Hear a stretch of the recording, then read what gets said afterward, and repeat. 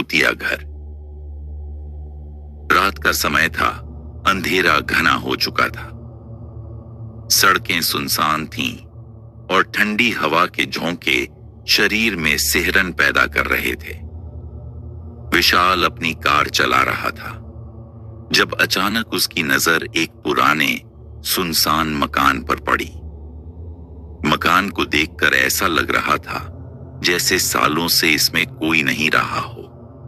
दीवारों पर गाय जमी थी, खिड़कियों के शीशे टूटे हुए थे और चारों तरफ घास फूस उगी थी। विशाल को लगा कि यह वही मकान है जिसके बारे में गांव के लोग तरह तरह की भूतिया कहानियां सुनाते थे। विशाल एक जिज्ञासु इंसान था। उसने अपनी कार रोकी और मकान को पास से देखने लगा। अचानक उसे लगा कि किसी ने उसका नाम पुकारा। उसने चारों तरफ देखा, लेकिन वहां कोई नहीं था। शायद मेरा भ्रम होगा, उसने खुद से कहा। लेकिन तभी मकान के अंदर से किसी के चलने की आवाज आई। किसी अनदेखी शक्ति से आकर्षित होकर विशाल दरवाजे की ओर बढ़ा। दरवाजे पर हल्का सा धक्का देते ही वह चरमराते हुए खुल गया। अंदर घना अंधेरा था और हवा में अजीब सी गंध फैली थी। उसने अपनी जेब से टॉर्च निकाली और अंदर कदम रखा। दीवारों पर पुराने धूल से सने चित्र लटके थे। फर्श पर जगह जगह लकड़ियां टूटी पड़ी थीं। जैसे ही वह अंदर गया, दरवाजा अपने आप जोर से बंद हो गया। विशाल ने पलटकर देखा, लेकिन कोई नहीं था। अचानक उसे लगा कि कोई उसके पीछे खड़ा है। उसने टॉर्च घुमाई, लेकिन वहां कुछ नहीं था, परंतु एक अजीब सी फुसफुसाहट उसे सुनाई दी। तुम यहां क्यों आए हो? विशाल की सांसें तेज हो गईं। वह धीरे धीरे आगे बढ़ने लगा। तभी उसे एक कमरे के अंदर हल्की रोशनी दिखी। उसने हिम्मत जुटाकर दरवाजा खोला। कमरा पुरानी चीजों से भरा था। एक कोने में लकड़ी की एक कुर्सी पड़ी थी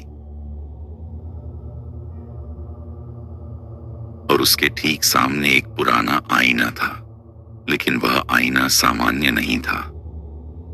जैसे ही विशाल ने आईने में देखा, उसका चेहरा सफेद पड़ गया। आईने में उसकी जगह एक औरत खड़ी थी। लंबे बाल, सफेद साड़ी और चेहरा डरावना। वह धीरे धीरे मुस्कुरा रही थी। विशाल के रोंगटे खड़े हो गए। वह तेजी से पीछे हटा, लेकिन तभी कमरे का दरवाजा खुद ब खुद बंद हो गया। आईने से वह औरत बाहर निकली और फुसफुसाते हुए बोली, तुम यहां नहीं आ सकते, यह घर मेरा है। विशाल ने कांपते हुए पूछा, तुम कौन हो? औरत की आंखों से आंसू बहने लगे, लेकिन उसका चेहरा क्रोध से भरा था। मैं नेहा हूं, इस घर की असली मालिक, पर अब मैं बस एक आत्मा हूं। विशाल स्तब्ध रह गया।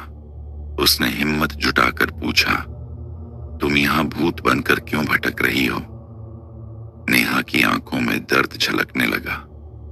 कई साल पहले मैं और मेरा पति इस घर में रहते थे, लेकिन एक दिन मेरे पति ने लालच में आकर मुझे मार दिया और मेरी लाश यहीं दबा दी। मेरी आत्मा इस घर से बंध गई। जो भी यहां आता है उसे मैं रोकने की कोशिश करती हूं, ताकि वह भी मेरी तरह फंस न जाए। विशाल की सांसें तेज हो गईं। वह समझ चुका था कि यह घर श्रापित है। उसे यहां से किसी भी हालत में बाहर निकलना था, लेकिन दरवाजा अपने आप बंद हो चुका था। नेहा ने विशाल की ओर देखा और कहा, अगर तुम चाहते हो कि मैं मुक्त हो जाऊं, तो मेरी लाश को इस घर से बाहर निकालकर सही तरह से दफना दो।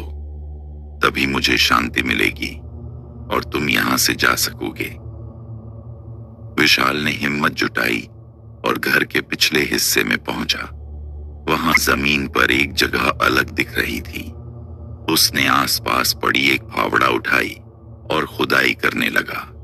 कुछ ही देर में उसे एक कंकाल मिला, नेहा की लाश। जैसे ही उसने लाश को निकाला और बाहर ले जाकर विधि पूर्वक दफनाया, हवा में एक अजीब सा कंपन हुआ। नेहा की आत्मा एक रोशनी में बदलकर आकाश में समा गई। घर अचानक शांत हो गया। दरवाजा अपने आप खुल गया। विशाल ने राहत की सांस ली और जल्दी से बाहर निकला। जैसे ही वह अपनी कार तक पहुंचा, उसने देखा कि अब वह घर उजाड़ नहीं लग रहा था। ऐसा लग रहा था जैसे वह एक श्राप से मुक्त हो गया हो। विशाल ने कार स्टार्ट की और वहां से निकलने ही वाला था कि उसे पीछे से किसी ने फिर से पुकारा, धन्यवाद। उसने पलटकर देखा, लेकिन वहां कोई नहीं था सिवाय एक हल्की सी मुस्कान लिए आईने के। विशाल ने बिना कुछ सोचे गाड़ी दौड़ा दी। उस रात के बाद उसने फिर कभी उस घर की ओर मुड़कर नहीं देखा।